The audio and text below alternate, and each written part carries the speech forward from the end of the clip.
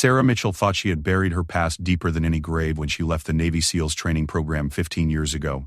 The icy mountains of Alaska were supposed to be her sanctuary, a place where the only sounds were howling winds and her German shepherd's paws crunching through fresh powder. But on that bitter February morning, when Rex started digging frantically beneath an old pine tree, Sarah discovered that some secrets refused to stay buried. What her loyal companion unearthed would shatter everything she believed about her family, her country, and the mysterious disappearance that had haunted her grandfather's generation for over half a century.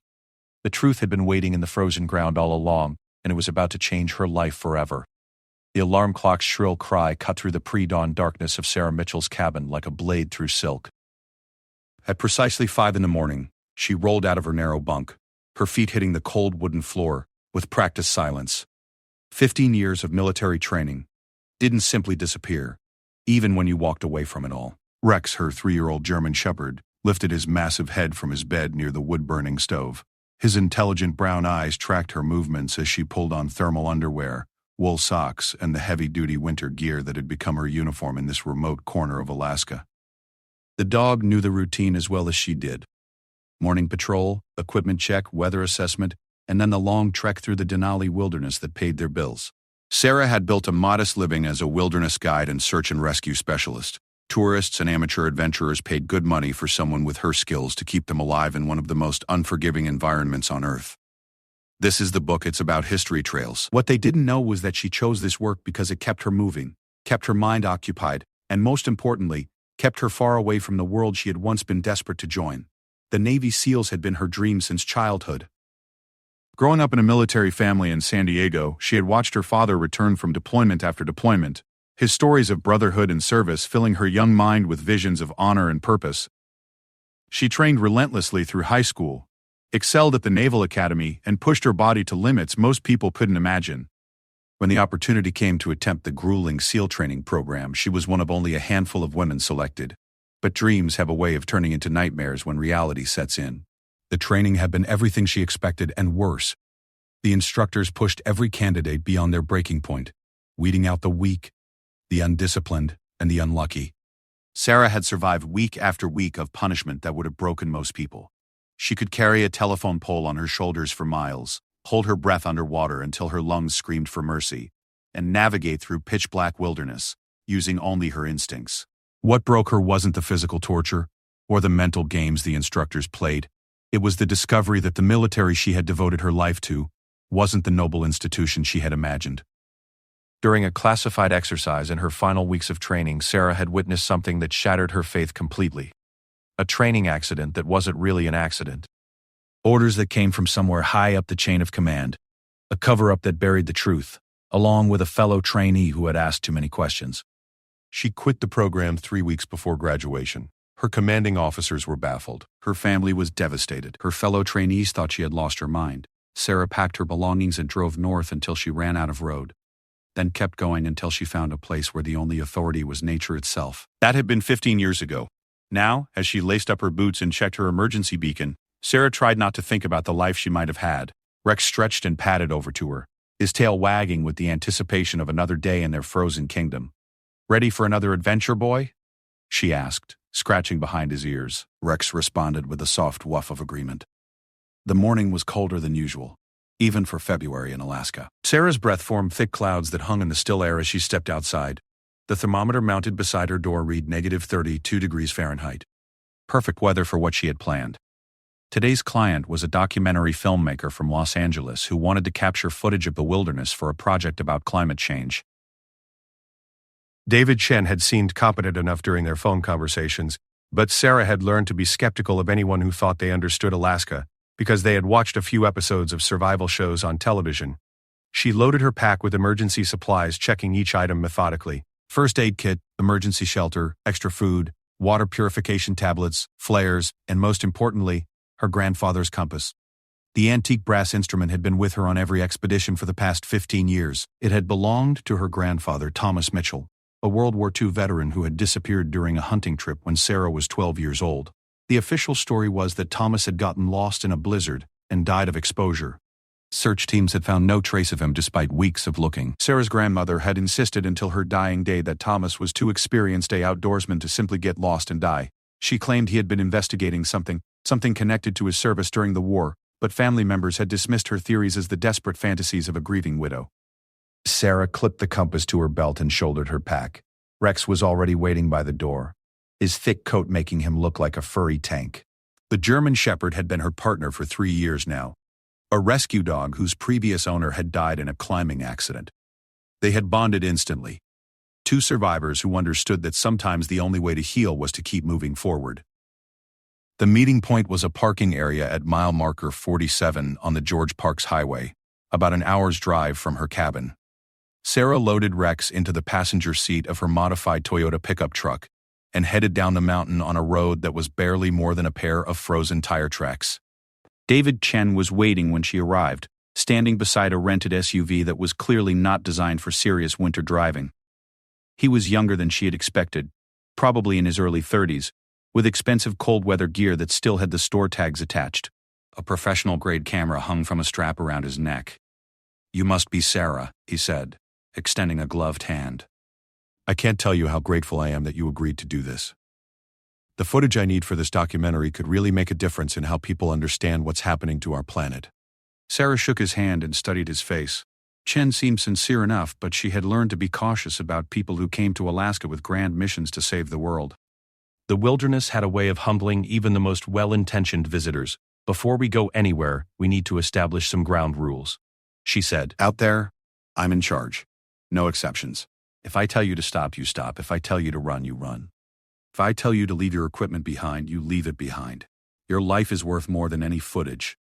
Chen nodded eagerly. "Absolutely. I understand completely. I've done my research about the dangers up here." Sarah doubted that any amount of research could prepare someone for the reality of the Alaskan backcountry, but she didn't argue. She helped him transfer his equipment to her truck and gave Rex the command to accept Chen as part of their temporary pack. The plan was to hike to a remote valley about 8 miles from the road where Chen could film the effects of glacier retreat on the local ecosystem. It would be a challenging day hike in good conditions, but the weather forecast called for clear skies and light winds. Sarah had made the trip dozens of times with various clients. They set out from the truck just after 8 in the morning, following a trail that was invisible to anyone without extensive experience in the area. Sarah led the way, breaking trail through snow that reached almost to her knees. Chen followed behind, stopping frequently to film the landscape and ask questions about the terrain. Rex ranged ahead of them, his powerful nose checking for signs of wildlife or danger. The German Shepherd had an uncanny ability to sense when something was wrong, and Sarah had learned to trust his instincts completely. More than once, Rex's warnings had saved her from avalanches, hidden crevasses, or dangerous wildlife encounters. For the first few hours, everything went according to plan. Chen proved to be in better physical condition than Sarah had expected, and he seemed genuinely interested in learning about the environment they were moving through.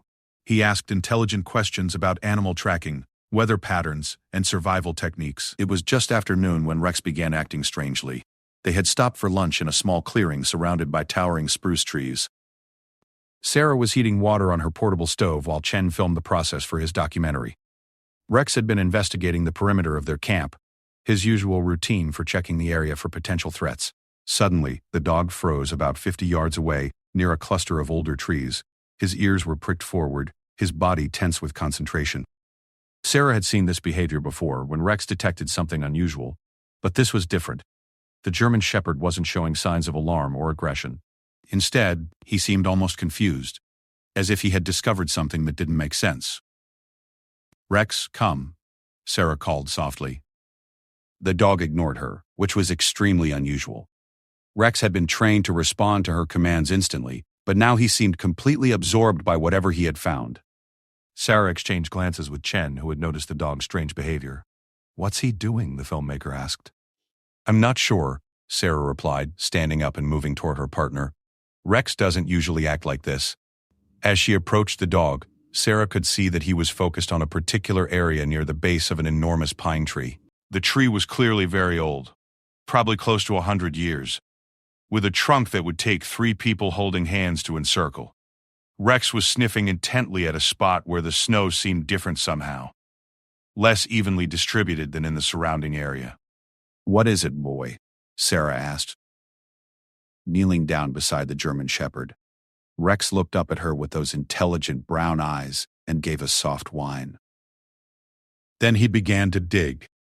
The dog's powerful paws threw snow in all directions as he worked his way down through the layers of accumulated precipitation. Sarah watched in fascination as Rex's digging became more frantic, more purposeful.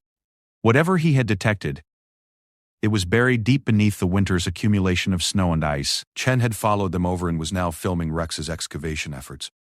"This is incredible," he said. "It's like he knows exactly what he's looking for." Sarah was beginning to feel uneasy. Rex had never behaved like this before. The German Shepherd was methodical and disciplined in everything he did. But his current digging seemed driven by an almost desperate urgency. After several minutes of steady work, Rex had created a hole nearly 2 feet deep. That was when his paw struck something that wasn't snow, ice, or earth. Rex let out a sharp bark and stepped back from the hole, looking up at Sarah expectantly. Sarah knelt down and carefully brushed away more snow from whatever Rex had discovered. Her gloved fingers touched something hard and metallic. With growing excitement and apprehension, Sarah continued clearing away the snow and frozen earth. Gradually, the outline of a large metal object became visible. It appeared to be some kind of container, possibly military in origin, with what looked like stenciled markings on its surface. "My God," Chen whispered, his camera capturing every moment of the discovery. "What do you think it is?" Sarah didn't answer immediately. Her mind was racing with possibilities. None of them good. In her years of guiding people through the Alaskan wilderness, she had occasionally stumbled across abandoned equipment, crashed aircraft, and other artifacts of human activity in supposedly pristine areas. But this felt different. The container was buried too deliberately, too carefully concealed to be accidental debris. Moreover, Rex's behavior suggested that this wasn't just any buried object. German Shepherds had incredible noses, capable of detecting scents that were weeks or even months old. But for Rex to react so strongly to something that had been buried long enough to be covered by this much snow and ice meant that whatever was inside this container was significant. Sarah's hands trembled slightly as she worked to expose more of the buried object. The metal was corroded but still intact, and she could make out partial letters stenciled on its side. The markings appeared to be in English, but they were too worn and corroded to read clearly. "Should we try to dig it up completely?" Chen asked, his excitement evident in his voice. Sarah considered the question carefully. Every instinct she had developed during her military training and wilderness experience was telling her to be cautious. Buried objects in remote areas could be dangerous. They could be unexploded, ordnance chemical containers, or worse. On the other hand, her curiosity was overwhelming, and Rex's behavior suggested that this discovery was somehow important. "We'll expose enough of it to see what we're dealing with," Sarah decided. "But we're not moving it until we know more." Working together, Sarah and Chen carefully cleared away more snow and earth from around the container. As more of the object became visible, Sarah began to make out additional details. The container appeared to be military issue, possibly from World War II era, based on its design and construction. There were hinges along one side suggesting it was some kind of chest or storage box. Most intriguingly, Sarah could now make out what appeared to be a serial number stamped into the metal near one corner. The numbers were partially obscured by corrosion, but she could make out enough digits to know that this was official military equipment, not some random piece of camping gear that someone had abandoned. As they worked, Sarah found herself thinking about her grandfather's mysterious disappearance. Thomas Mitchell had been in this general area when he vanished, according to the search records that Sarah had studied obsessively as a teenager. The official investigation had concluded that he had gotten lost during a sudden blizzard. But Sarah's grandmother had always insisted that Thomas was investigating something connected to his wartime service. Could this buried container be connected to her grandfather's disappearance? The thought sent chills down Sarah's spine. That had nothing to do with the sub-zero temperature. Rex had remained close throughout their excavation, occasionally sniffing at the exposed portions of the container, but otherwise seeming satisfied that they were following up on his discovery. The German Shepherd's behavior suggested that whatever was inside the container wasn't immediately dangerous, but Sarah remained cautious. As the afternoon sun began to cast longer shadows through the trees, Sarah made the decision to stop digging for the day. They had exposed roughly half of the container, enough to confirm that it was indeed military equipment of some kind, but she wanted to research what they had found before proceeding further. "We're going to head back," she told Chen, who was clearly disappointed to leave such a fascinating discovery behind. "But we're so close to getting it completely uncovered," he protested. "This could be an incredible addition to my documentary." Think about the historical significance of finding buried military equipment in a place like this. Sarah understood his enthusiasm, but her training and experience had taught her the value of patience and careful planning. This container has been here for decades, possibly longer. It's not going anywhere. But if we rush into this without proper preparation, we could damage whatever's inside, or worse, put ourselves in danger. Reluctantly, Chen agreed to return the next day with additional equipment and supplies. Sarah carefully marked the location using her GPS unit and took detailed photographs of the exposed portion of the container. She also collected samples of the soil and metal corrosion for later analysis. As they packed up their equipment and prepared for the hike back to the truck, Sarah found herself looking at the partially excavated container with a mixture of anticipation and dread. Rex's behavior had convinced her that this discovery was significant, but she couldn't shake the feeling that uncovering this buried secret might change her life in ways she wasn't prepared for. The hike back to the truck passed without incident, but Sarah's mind was completely occupied with questions about what they had found. The container's military markings and apparent age suggested it could be connected to World War II operations in Alaska, but Sarah knew that the official history of wartime activities in the territory was incomplete at best. During the war, Alaska had been a crucial strategic location for both American and enemy forces. The Japanese had actually occupied two Aleutian Islands for over a year, and there had been constant fear of further invasion attempts. Military operations throughout the territory had often been classified, and many records remained sealed even decades later. As they reached the truck and began the drive back to civilization, Sarah made a mental list of the research she needed to do. She would need to find out what military units had operated in this area during the war years. She would need to examine historical records about aircraft crashes, missing equipment, or other incidents that might explain why a military container would be buried in such a remote location. Most importantly, she would need to find out if her grandfather's disappearance could somehow be connected to this discovery. The timing and location were too coincidental to ignore, but Sarah had learned to be skeptical of easy answers to complex questions.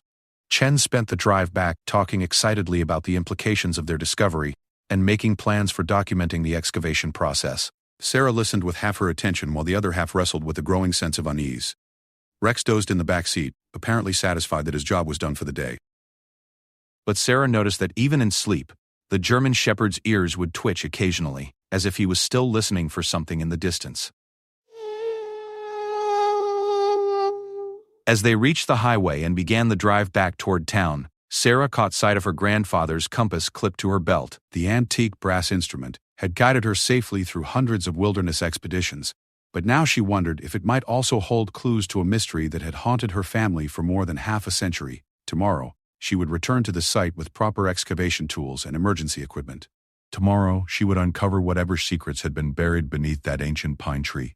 Tomorrow, she might finally learn the truth about what had happened to Thomas Mitchell during his final hunting trip into the Alaskan wilderness. But tonight, as she watched the frozen landscape roll past her truck's windows, Sarah Mitchell couldn't escape the feeling that some secrets were buried for good reasons and that uncovering them might unleash consequences she wasn't prepared to handle. Sarah spent the entire night researching everything she could find about military operations in Alaska during World War II. Her laptop screen glowed in the darkness of her cabin, while Rex slept peacefully beside the wood stove. Coffee grew cold in her mug as she scrolled through digitized military records, historical archives, and classified documents that had been declassified decades after the war ended. What she discovered was far more extensive than she had imagined. Alaska hadn't just been a strategic outpost during the war. It had been the center of some of the most secretive military operations in American history. The Lend-Lease program had funneled thousands of aircraft through Alaska to Soviet allies. Secret airfields had been constructed throughout the territory. Intelligence-gathering operations had monitored Japanese activities across the Pacific.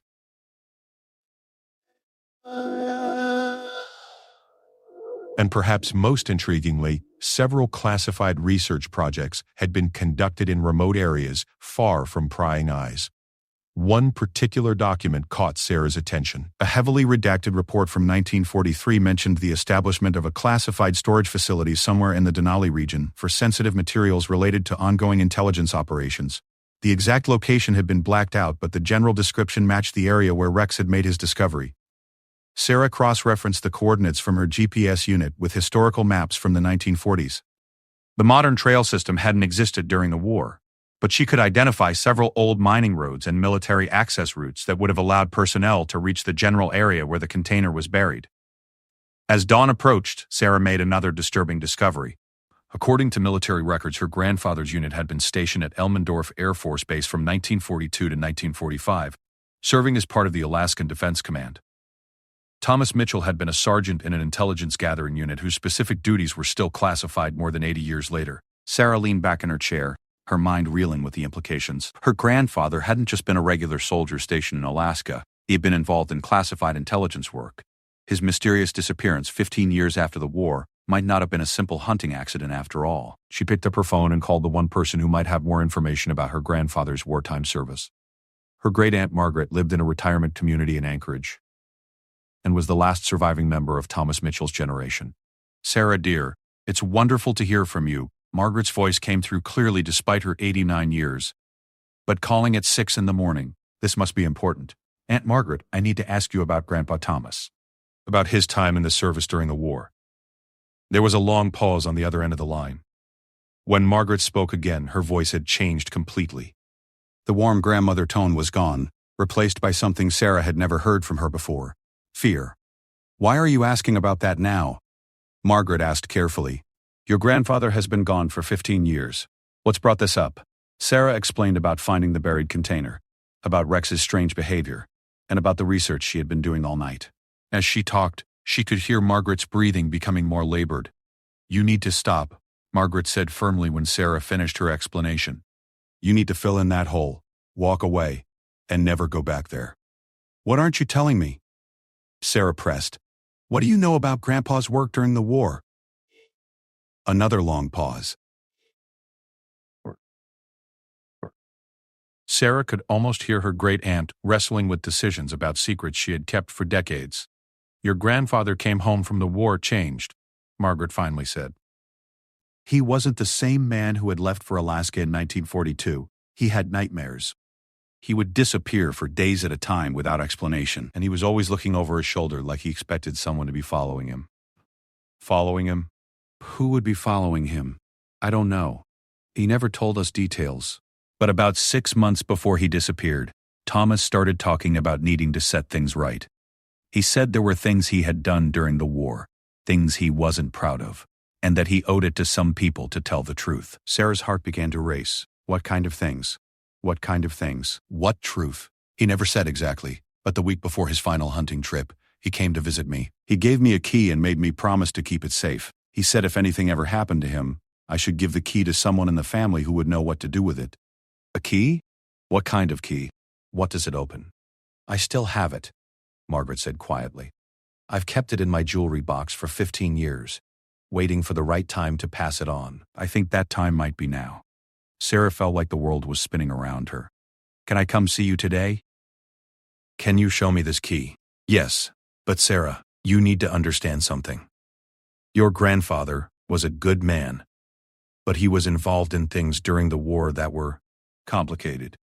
If you start digging into this, you might not like what you find. And there might be people who don't want those secrets to come to light even after all these years."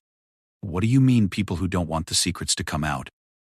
"Your grandfather wasn't the only one who came home from Alaska changed.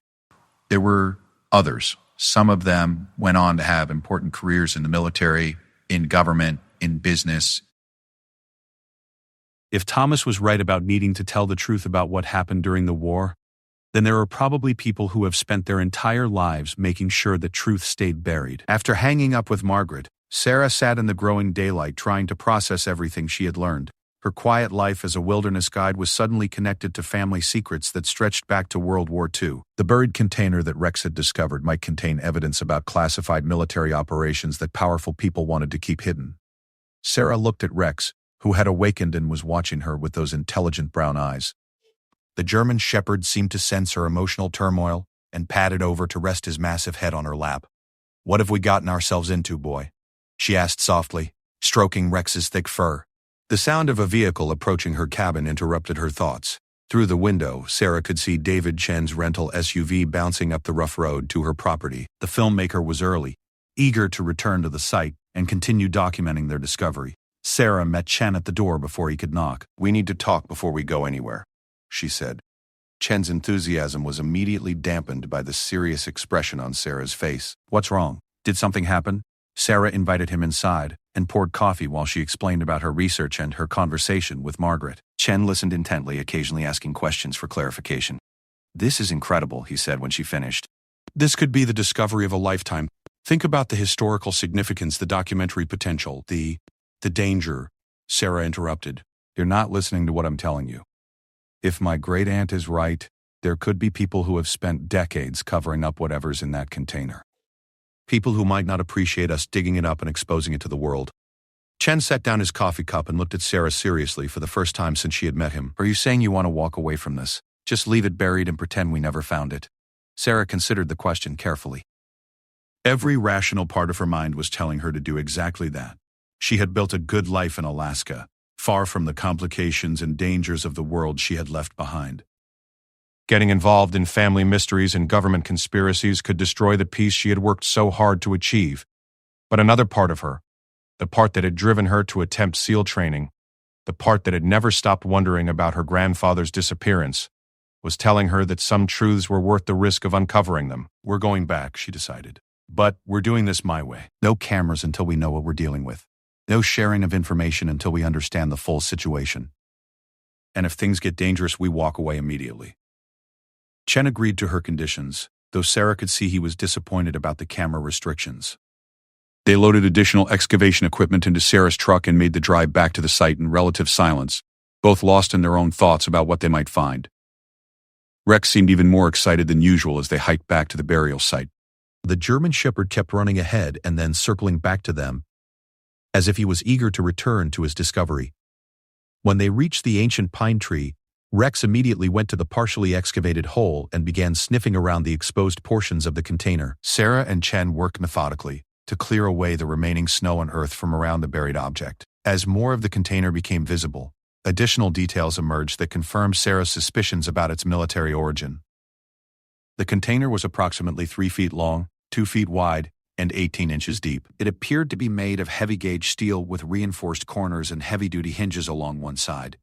Stenciled markings on the top identified it as property of the United States Army Air Forces, dated 1943. Most significantly, there was a warning label that made Sarah's blood run cold. "Classified materials, authorized personnel only." "Jesus," Chen whispered as they exposed the warning label. "This is definitely military." And if it's classified materials from 1943, it could contain anything. Documents, photographs, maybe even experimental weapons or technology. Sarah studied the container carefully, looking for any signs of damage or deterioration that might indicate the contents had been compromised. The steel showed significant corrosion from decades of exposure to moisture and freezing temperatures, but the container appeared to be structurally sound. The most challenging aspect of the excavation was the lock. The container was secured with a heavy-duty military lock that showed no signs of corrosion despite its age. The lock was clearly designed to withstand extreme conditions, and it had done exactly that for more than 80 years. "We're not going to be able to cut through that," Chen observed, examining the lock mechanism. "That thing was built to keep secrets safe, and it's doing its job even after all this time." Sarah reached into her jacket pocket and pulled out her grandfather's compass. As she held the antique brass instrument, she found herself thinking about her conversation with Margaret. A key that her grandfather had given her great-aunt for safekeeping. A key that was supposed to go to a family member who would know what to do with it. "I think I know how to open it," Sarah said quietly. She pulled out her satellite phone and called Margaret. "Aunt Margaret, it's Sarah. I need you to describe that key Grandpa gave you in as much detail as possible." Margaret's voice was shaky but clear. "It's about 3 inches long, made of brass, with a round head and a complex pattern of teeth.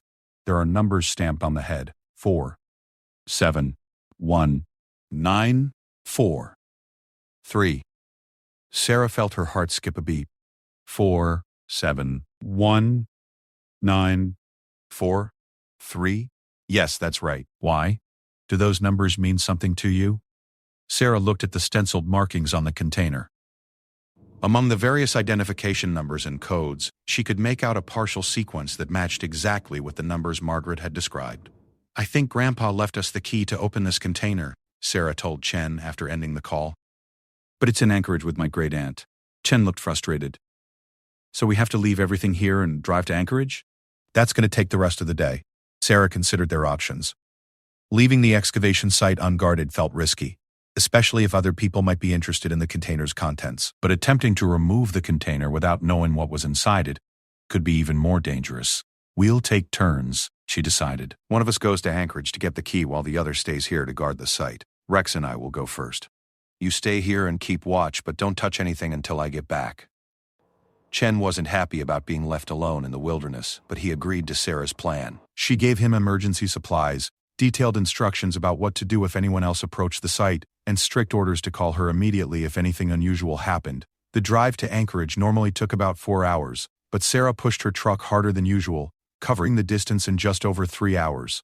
Rex seemed to understand the urgency of their mission and remained alert and focused throughout the journey. Margaret was waiting for them at the retirement community's main entrance. At 89, she was still sharp and mobile, but Sarah could see the weight of decades-old secrets in her great-aunt's eyes. I've been thinking about our conversation all morning, Margaret said as she led Sarah to her apartment. There are things about your grandfather that I never told anyone. Things I promised him I would take to my grave. But now you think I need to know them? I think if you're determined to open that container, you need to understand what you might be getting into. Margaret's apartment was small but comfortable, filled with family photographs and mementos from a long life. She led Sarah to her bedroom and opened an antique jewelry box that had belonged to Sarah's great-grandmother. The key was exactly as Margaret had described. 3 inches of tarnished brass with an intricate pattern of teeth and the numbers 4, 7, 1, 9, 4. 3 stamped on its head. Sarah held the key carefully, marveling at the idea that her grandfather had carried this piece of metal for 15 years after the war, knowing it could unlock secrets that someone had been willing to kill to protect. Before you take that key, Margaret said, you need to know what your grandfather told me about his work in Alaska. Sarah sat down on Margaret's bed, still holding the key. Tell me everything. Thomas was assigned to a special unit that dealt with intelligence gathering and counterintelligence operations. Their job was to monitor enemy activities in the Pacific, but they were also involved in something else. Something that Thomas called the disposal project. Disposal of what? Evidence. Documents. Materials that the military didn't want anyone to find after the war was over. Thomas said his unit was responsible for making sure that certain secrets stayed buried, literally and figuratively. Sarah felt a chill that had nothing to do with the Alaskan winter. Are you saying that Grandpa was involved in a cover-up? I'm saying that your grandfather was ordered to bury evidence of things that happened during the war. Things that would have been embarrassing or damaging to the military if they came to light. But Thomas couldn't live with it. The things he had helped to hide, the truth he had been forced to conceal, it ate away at him for 15 years. Margaret moved to her window and looked out at the snow-covered courtyard of the retirement community. The week before he disappeared, Thomas told me he had decided to expose everything. He said he had kept detailed records of what his unit had done, where they had buried evidence, what secrets they had been ordered to keep. He was planning to contact journalists, maybe write a book. And you think someone killed him to stop him? I think your grandfather knew he was in danger. Why else would he give me that key? Why else would he make me promise to keep it safe for a family member who would know what to do with it? Sarah looked down at the key in her palm. Such a small object to carry such enormous implications. What am I supposed to do with this information? That's up to you, Margaret said. But remember that your grandfather spent 15 years trying to find the courage to tell the truth about what he had done. Maybe it's time for someone in this family to finish what he started. Sarah hugged her great-aunt goodbye and made the drive back to the excavation site in record time. The late afternoon sun was casting long shadows through the trees when she arrived. Chen was exactly where she had left him, sitting on a fallen log about 20 feet from the buried container, looking cold and bored but alert. Any problems? Sarah asked as she and Rex rejoined him. Nothing. A few curious squirrels, but no other visitors. Did you get the key? Sarah showed him the brass key, explaining what Margaret had told her about her grandfather's wartime service and his plans to expose military secrets. Chen listened with growing excitement, clearly understanding that they were on the verge of uncovering something that could rewrite historical understanding of World War II operations in Alaska. Are you sure you want to go through with this? Sarah asked as they approached the container. Once we open this, there's no going back. We'll know whatever secrets my grandfather died to protect, and we'll have to decide what to do with that knowledge. Chen nodded firmly. Ken, some truths are too important to stay buried. Sarah knelt beside the container and inserted her grandfather's key into the military lock. The mechanism was stiff from decades of corrosion, but the key fit perfectly. With a metallic click that seemed to echo through the forest, The lock opened.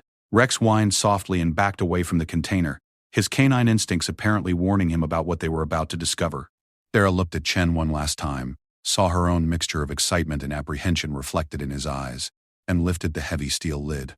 Inside the container, wrapped in multiple layers of oiled cloth and waterproof materials, were stacks of documents, photographs, and what appeared to be personal effects from various military personnel.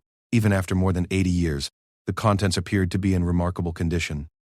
Sarah carefully lifted out the first bundle of documents and unwrapped them in the fading afternoon light. What she saw made her hands tremble and her heart race with implications she was only beginning to understand. The papers were typed reports, handwritten notes, and official military correspondence, all stamped with various levels of security classification. The signatures on many of the documents belonged to officers whose names Sarah recognized from her military history studies.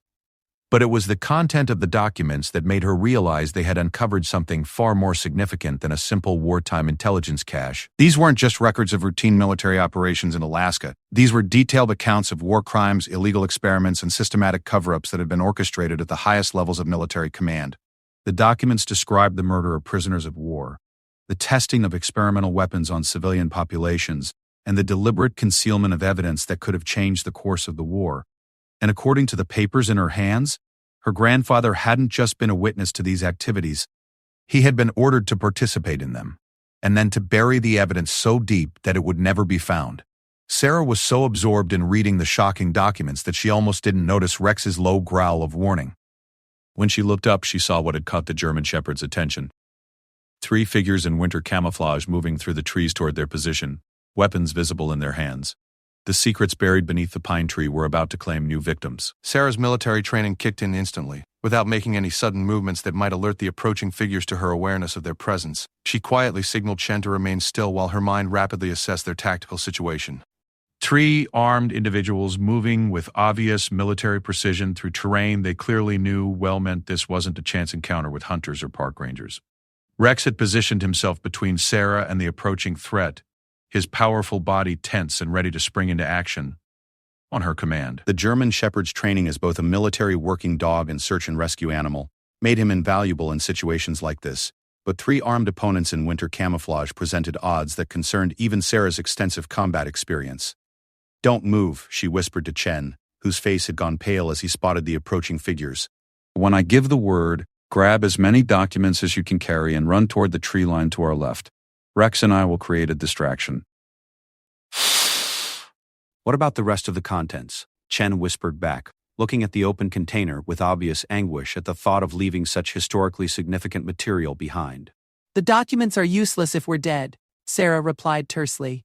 Priority 1 is staying alive. Priority 2 is getting enough evidence out of here to expose what happened. The lead figure was now close enough for Sarah to make out details of his equipment and appearance.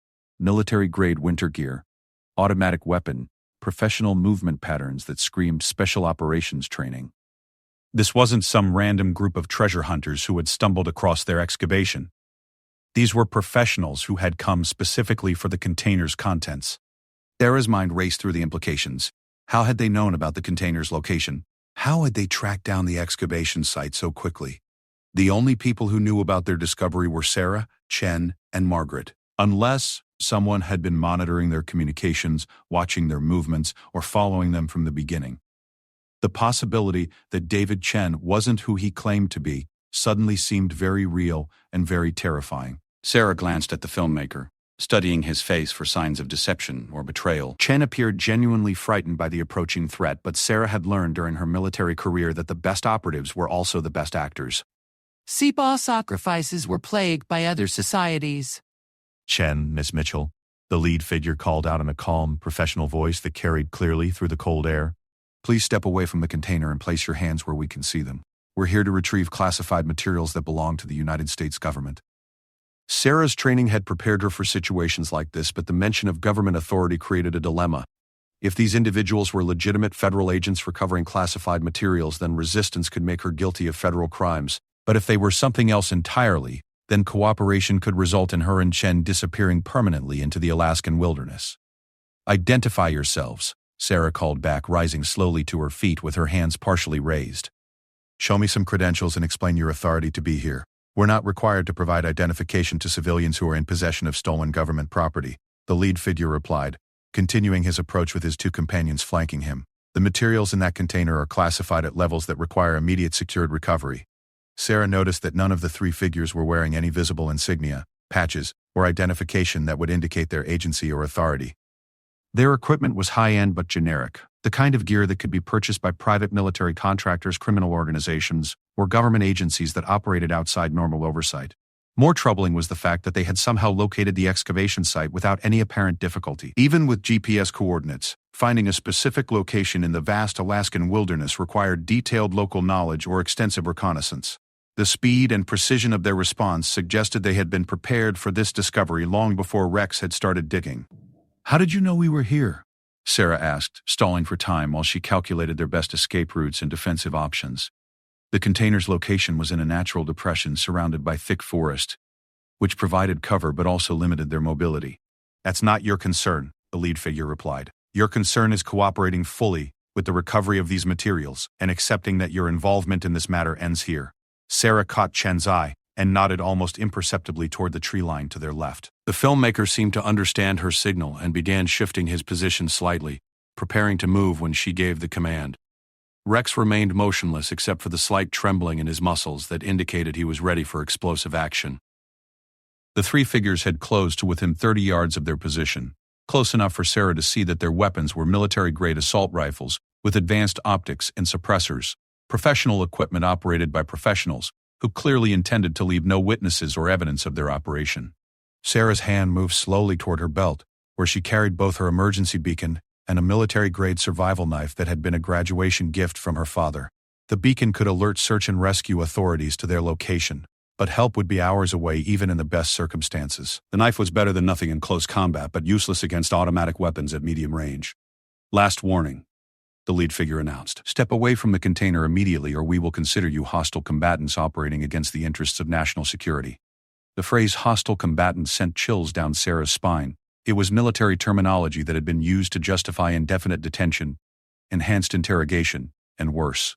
If these individuals were operating under some form of classified authority, then she and Chen could disappear completely, without anyone ever knowing what had happened to them. But something about the entire situation felt wrong to Sarah's trained instincts. Legitimate federal agents recovering classified materials would have followed established protocols. They would have brought support personnel, forensic specialists, proper documentation, and legal oversight. These three individuals were operating more like an elimination team than a recovery operation. Sarah made her decision. "Run!" she shouted to Chen, while simultaneously releasing Rex with a hand signal and diving toward the container to grab as many documents as possible. Rex launched himself toward the nearest armed figure with the speed and power that made German Shepherds legendary military working dogs. 120 pounds of muscle, bone, and trained aggression covered the distance in seconds, forcing the man to choose between defending himself and maintaining his weapon's aim on Sarah and Chen. Chen sprinted toward the tree line as instructed, clutching a bundle of documents he had managed to grab from the container. Sarah rolled behind the open steel box while gathering additional papers and photographs, using the container itself as temporary cover while bullets began impacting the surrounding snow and tree trunks. The sound of automatic weapon fire echoed through the forest, frighteningly loud even with suppressors attached to the rifles. Sarah heard Rex's fierce growls and the shouts of the man he had engaged, followed by the distinctive sound of a human scream of pain. Her partner had found his target. Sarah stuffed as many documents as possible into her jacket and prepared to make her own run for the tree line. The container had been positioned near enough to the forest edge that she had a reasonable chance of reaching cover before the remaining two gunmen could establish clear fields of fire. But as she prepared to move, Sarah heard something that made her heart sink. The distinctive sound of helicopter rotors, approaching rapidly from the south. Whatever organization had sent the three-man team had also positioned air support to prevent exactly the kind of escape she was attempting. The helicopter appeared over the treetops within seconds, a black military-style aircraft with no visible markings or identification. Sarah could see additional personnel aboard the aircraft, and what appeared to be advanced surveillance and weapons systems. The operation to recover the container's contents was far more sophisticated than she had initially realized. Rex had disabled or killed the first gunman, but the remaining two had taken defensive positions and were coordinating their movements with the helicopter crew.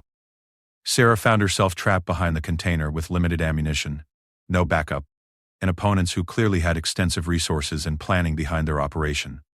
The helicopter settled into a hover directly above the excavation site, its rotor wash creating a whirlwind of snow and debris that made visibility nearly impossible. Over the aircraft's loudspeaker system, a voice announced what Sarah already knew: they were completely surrounded and outgunned.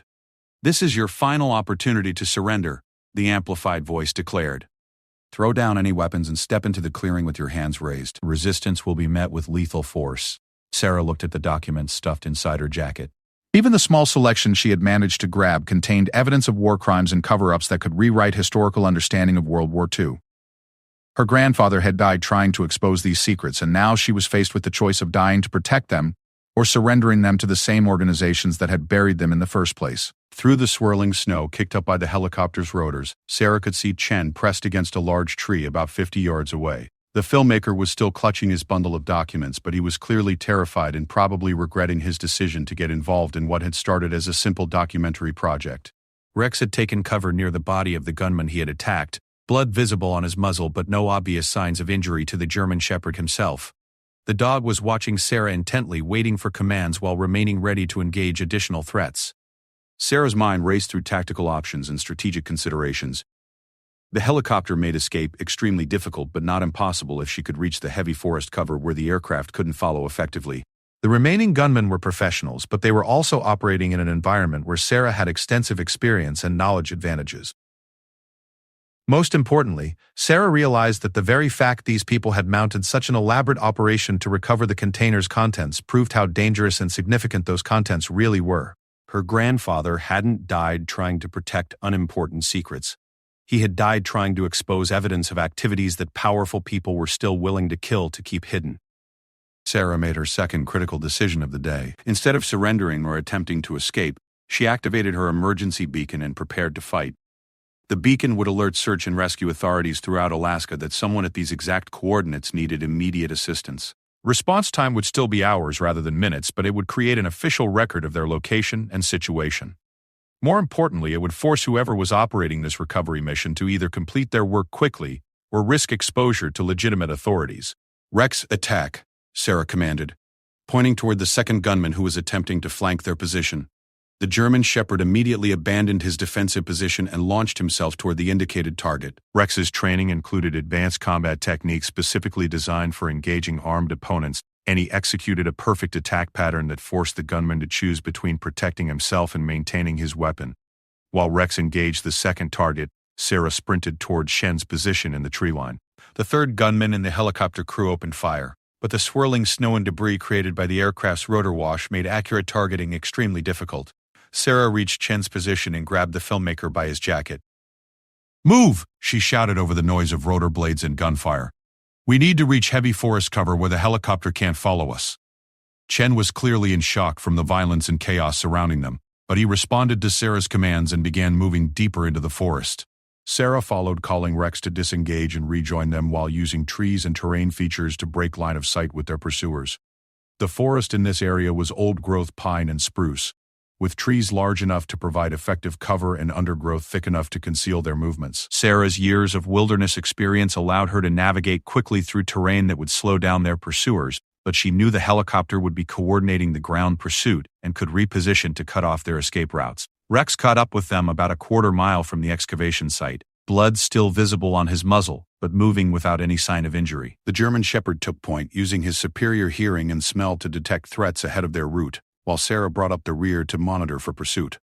"Where are we going?" Chen gasped as they pushed through heavy undergrowth that tore at their clothing and equipment. "There's an old mining road about 2 miles north of here," Sarah replied, checking her GPS unit while maintaining their pace. "If we can reach it without being spotted by the helicopter, we can follow it back to the main highway." "What about the documents?" "What about exposing what we found?" Sarah patted her jacket where she had stuffed the papers she had managed to save. "We've got enough evidence to start asking the right questions. The trick is staying alive long enough to get that evidence to people who can do something with it." Behind them, Sarah could hear the helicopter repositioning and what sounded like additional aircraft approaching from the south. Whatever organization was conducting this operation had committed significant resources to recovering the container's contents and eliminating witnesses. The scale of their response confirmed that the buried secrets were important enough to justify almost any level of action to protect them. As they pushed deeper into the wilderness, Sarah found herself thinking about her grandfather's final days.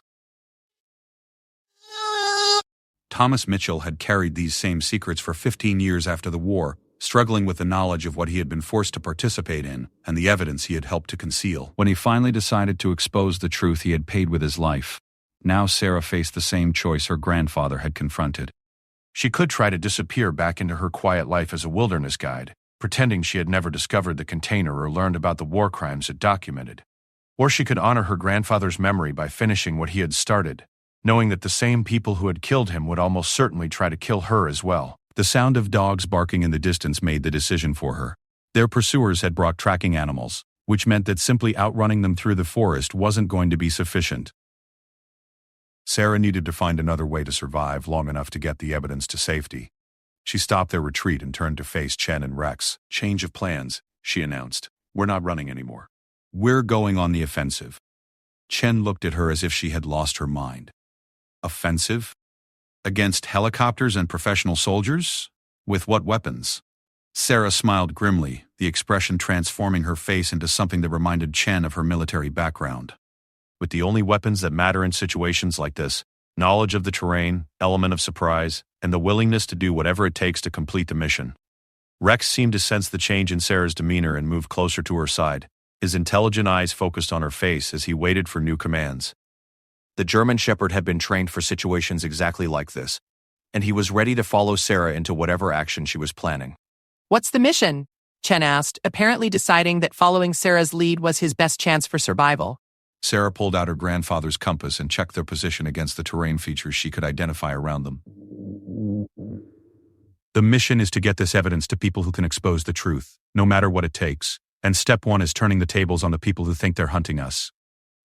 In the distance, the sound of the tracking dogs was getting closer, and Sarah could hear the helicopter moving to new positions to coordinate the ground pursuit. But instead of fear, she felt the familiar surge of adrenaline and focus that had carried her through SEAL training and countless wilderness emergencies. Her grandfather had tried to expose these secrets and died for his efforts. Now it was her turn to finish what Thomas Mitchell had started, and this time, she had advantages he hadn't possessed: military training, wilderness expertise, and a partner who was bred for combat. The hunters were about to discover that they had become the hunted. Sarah led Chen and Rex through the darkening forest with the precision of someone who had spent years learning to read the wilderness like a tactical manual. Every broken branch, every animal track, every shift in wind direction provided information that could mean the difference between survival and capture. Behind them, the pursuit was organized and relentless, but Sarah had advantages her grandfather hadn't possessed when he made his final stand in these same mountains. The tracking dogs were the immediate threat. Sarah could hear at least 3 animals, probably bloodhounds or German shepherds trained for manhunt operations. Rex's scent trail would be easy to follow, but Sarah had learned techniques during her military training for confusing tracking animals that most civilians would never consider. "Stream," she announced quietly, changing their direction toward the sound of running water that was barely audible over the wind. Water disrupts scent trails and forces the dogs to work much harder to maintain contact. Chen followed without question, trusting Sarah's expertise while clutching the documents he had saved from the container.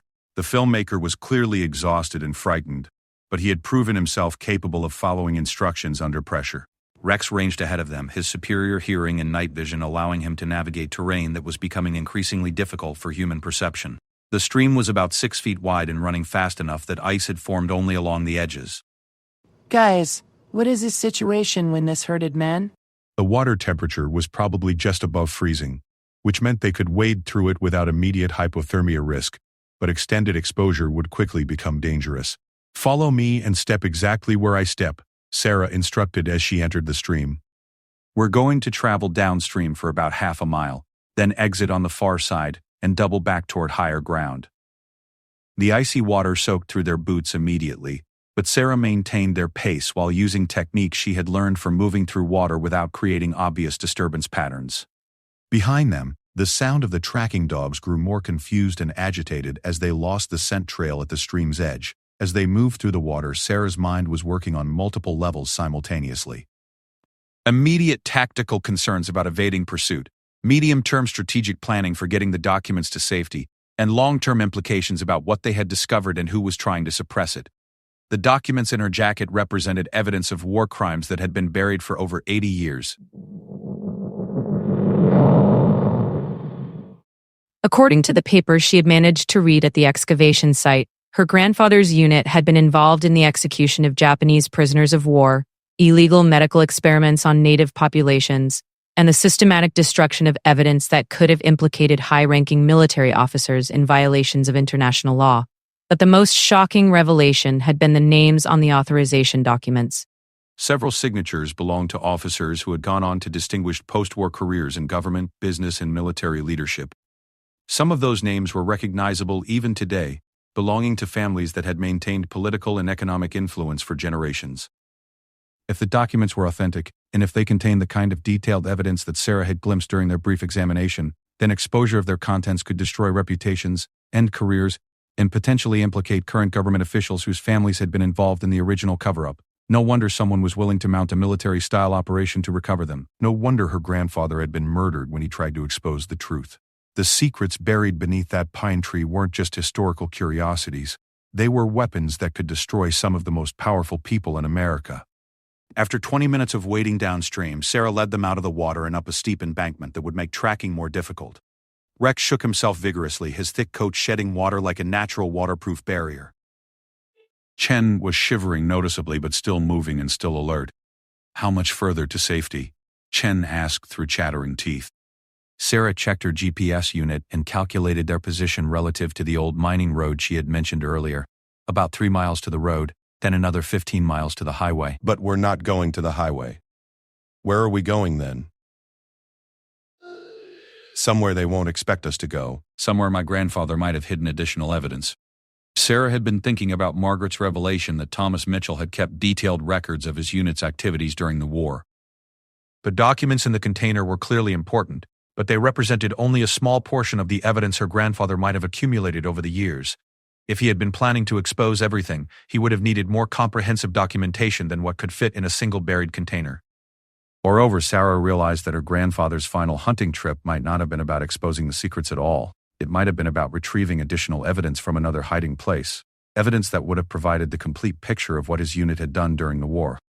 "There's an old trapper's cabin about 5 miles from here," Sarah explained as they climbed toward higher ground.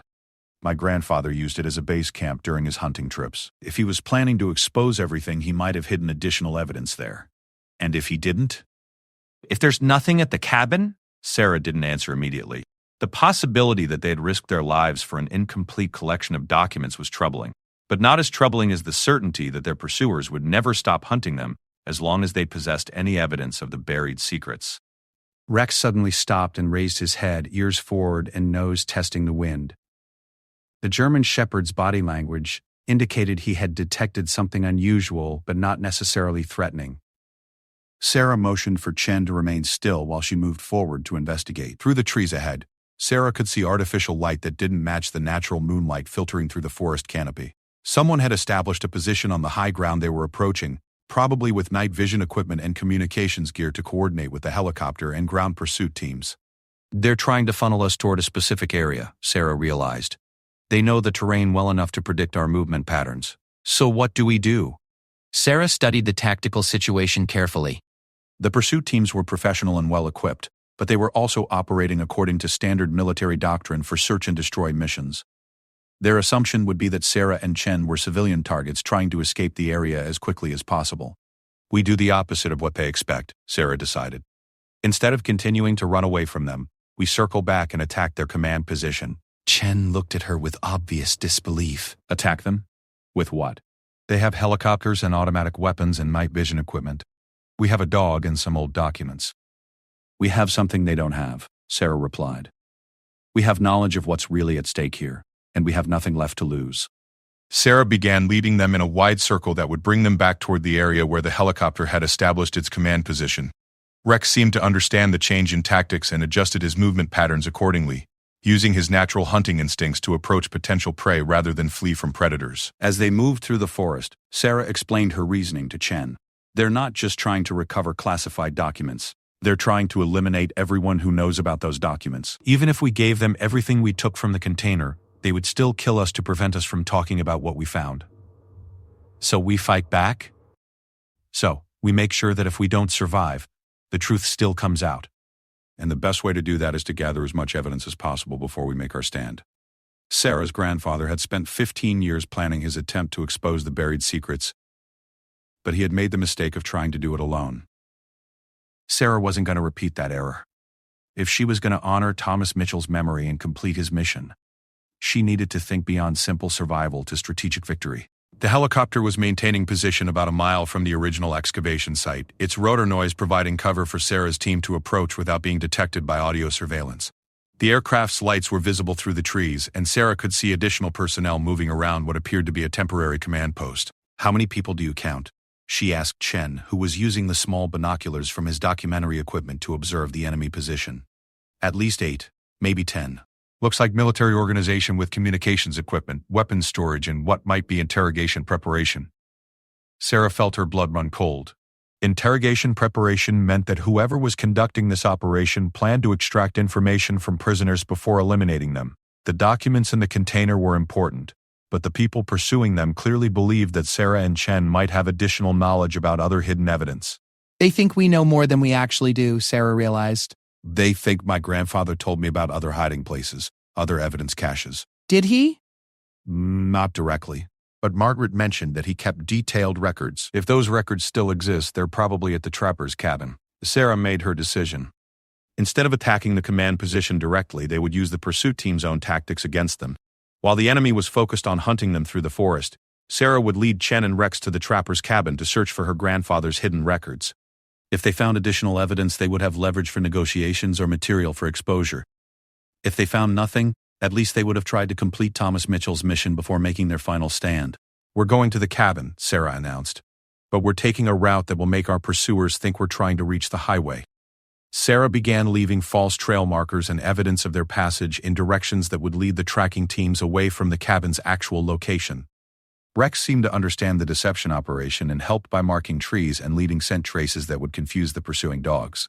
The trapper's cabin was actually closer than Sarah had indicated to Chen, but reaching it required crossing terrain that would be extremely difficult to navigate in darkness. Her grandfather had chosen the location precisely because it was defensible and accessible only to people who knew the specific route through the surrounding rock formations and deadfall areas. As they approached the cabin's location, Sarah felt a strange mixture of excitement and dread. For 15 years, she had wondered what had really happened to her grandfather during his final hunting trip. Now she was about to discover whether Thomas Mitchell had been murdered for trying to expose war crimes, or whether he had died protecting additional secrets that could bring down some of the most powerful people in America. The cabin appeared exactly as Sarah remembered it from childhood visits. A simple log structure built into a natural depression that provided protection from wind and concealment from casual observation. But as they got closer, Sarah could see that someone had been there recently, very recently. Fresh tire tracks led to the cabin from a direction that suggested vehicle access Sarah hadn't known existed. The cabin's windows were covered with new boards, and what appeared to be modern security equipment was visible around the structure's perimeter. "Someone's been maintaining this place," Chen observed. "Those aren't 15-year-old tracks." Sarah's heart began racing as the implications became clear. If someone had been maintaining her grandfather's cabin, it meant that other people knew about its significance. It meant that her grandfather's final hunting trip might have been monitored by the same people who were now pursuing them through the forest. It also meant that whatever Thomas Mitchell had hidden in the cabin might have been discovered and removed years ago, leaving Sarah and Chen risking their lives for secrets that no longer existed. But as they approached the cabin's entrance, Rex began exhibiting the same excited behavior he had shown at the excavation site. The German Shepherd's nose was working overtime, and his body language suggested he had detected something significant inside the structure. Sarah found the cabin's entrance secured with a modern lock that was far more sophisticated than anything her grandfather would have used. The security measures suggested that whoever had been maintaining the cabin wanted to keep people out, but they also suggested that something valuable was still inside. Using techniques she had learned during her military training, Sarah picked the lock and carefully opened the cabin's door. The interior was dark and musty, but she could see that the cabin had been recently cleaned and organized. Boxes and filing cabinets lined the walls, and a modern computer system sat on the table where her grandfather used to clean his hunting rifles. Chen followed her inside while Rex remained at the entrance to watch for approaching threats. Sarah found a battery-powered lantern and illuminated the cabin's interior, revealing the full extent of what they had discovered. The cabin had been converted into a comprehensive archive of her grandfather's war service and subsequent investigation into the buried secrets filing cabinets. Contained thousands of documents, photographs, and personal records spanning from 1942 to the present day. The computer system appeared to contain digitized copies of everything, organized and indexed for easy access. But most significantly, Sarah found evidence that her grandfather hadn't been working alone during his final years. Letters and emails indicated that Thomas Mitchell had been in contact with other veterans, researchers, and journalists who were investigating similar cover-ups and war crimes from World War II. My God, Chen whispered as he examined the archive's contents. This isn't just evidence of what happened during the war. This is evidence of an ongoing conspiracy to suppress that information for over 80 years. Sarah was reading through her grandfather's personal notes, trying to understand the scope of what he had discovered and who had been helping him. According to his records, there were at least 12 other veterans who had been involved in similar burial operations during the war, and several of them had spent decades trying to expose the truth. More disturbing was evidence that several of these veterans had died under suspicious circumstances over the years, always just before they were planning to go public with their evidence. Her grandfather's death hadn't been an isolated incident. It had been part of a systematic elimination program designed to silence anyone who threatened to expose the buried secrets. "Look at this," Chen called from across the cabin, where he had been examining the computer system. Your grandfather was planning to release everything simultaneously through multiple media outlets and law enforcement agencies. He had contacts at major newspapers, television networks, and federal investigators who were ready to act on his evidence. Sarah felt a surge of pride mixed with sorrow as she realized the scope of her grandfather's final mission.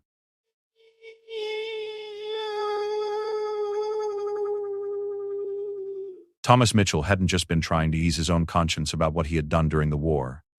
He had been conducting a sophisticated intelligence operation designed to expose one of the longest-running cover-ups in American military history. But he had been murdered before he could complete that mission, and now Sarah faced the choice of whether to try to finish what he had started. Outside the cabin, Rex began growling softly. His warning signaled that they were no longer alone in the forest.